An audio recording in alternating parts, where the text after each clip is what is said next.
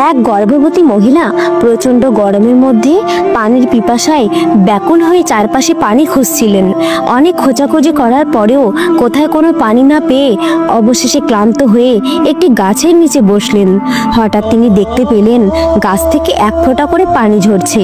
সে দ্রুত একটি পাত্র বের করে সে পানি সংগ্রহ করতে লাগলেন। কাপটি অর্ধেক ভর্তি হতেই একটি পাখি এসে কাপটি ফেলে দিল। মহিলাটি আবার পানি সংগ্রহ করলেন, কিন্তু পাখিটি আবারও কাপটি ফেলে দিল। তৃতীয়বারও একই ঘটনা ঘটালো। রাগ করে মহিলাটি পাথরের আঘাত দিয়ে পাখিটিকে মেরে ফেললেন। কিছুক্ষণ পর তিনি দেখলেন একটি বিষাক্ত সাপ সেই গাছ থেকে নামছে।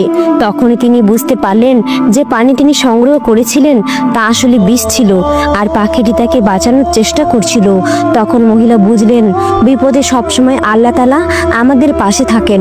তিনি তখন আফসোস করলেন এবং ধৈর্যের মূল্য বুঝতে পারলেন।